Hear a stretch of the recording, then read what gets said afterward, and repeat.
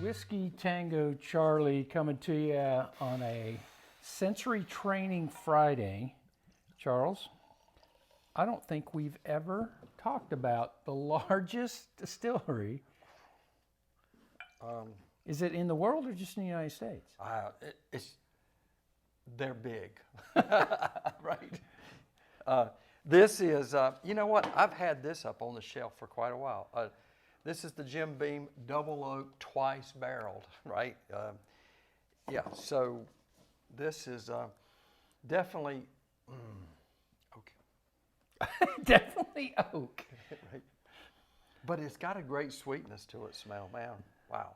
So the marketing that we see out in the industry is gotten absolutely crazy, right? So they call this double oaked, right? Right. Other people call it twice. No, this is twice barreled. Twice barreled. So if you put it in from one barrel to the other, so it's double oak, that would be twice barreled, right? I love all the wording, but smells wonderful. It is. I didn't even know what the proof. I don't know anything about this. So it's funny we talk about it being twice barreled. We were just recently at another distillery. I'm going to keep that secret because I might be telling some type of trade secrets, right? Mm. So what we're seeing is this trend in the industry where they are purposely putting them in second barrels, and it's not the same as the first barrel, Charles. Right. Not the same toast, not the same wood. Yeah. So one of the things I believe this is really, you and I have had this talk off camera, but we talk about this as the palate, the consumer is really demanding more complexity, more flavor, different flavors. You know, caramel, vanilla, oak is just not cutting it anymore. And so distillers are meeting the demand, right? It's what's happening. So just the first sip here shocked the palate. And I'm like, oh my gosh, this is like, it's 96 proof, but it tasted like an 80 proof bourbon. So good stuff here from the Jim Beam Distillery. And I should be more after this. Shouldn't let this sit around so much. No. So Charles and I talk about this a lot, like he'd said. So before me here, I have two pieces of wood. This is a 200-year-old piece of oak from the furniture, and this is from a big trade department store or hardware store. And it was purchased just recently, and you can tell by the difference in the grains here. So when we talk about woods and how important that is, Charles, where's maple syrup come from? From a maple tree. From a maple tree. Right. Tree sap. So wood is the barrel, if you will, the container has so much to do with this whole thing, right?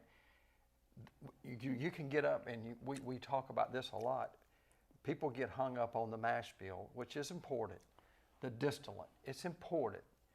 But the wood and the barrel, that drives so much of the characteristic of what really happens. That's the magic. The distillate setting in the wood over time, right? So, and you can't substitute. Everybody tries to substitute the time. They're trying to speed up the aging process, but there's just nothing that happens better than a gentle aging naturally. So you notice we haven't even talked about the char. And in this particular episode, we're not even going to touch the char because that's a whole different complexity. So when we talk about the wood and how those cooperages make those barrels, understand that this wood is often aged once it's been cut down before it's even made into a barrel, Charles. Folks, it is so critical. And I just had a second sip of this. I promise you, Troy, we could put this, I'm telling you, we'd put this in a blind tasting. No one would say, oh yeah, that's Jim Beam. You'd hit the glass. It is so smooth. it's not characteristic of the mainstream Jim Beam products, right? And this, I don't think it was not a very expensive bottle. I've had it, I don't know, it's probably been sitting in there on the shelf for too long. Let's just put it that way. It's been there too long. Screw top, good pour.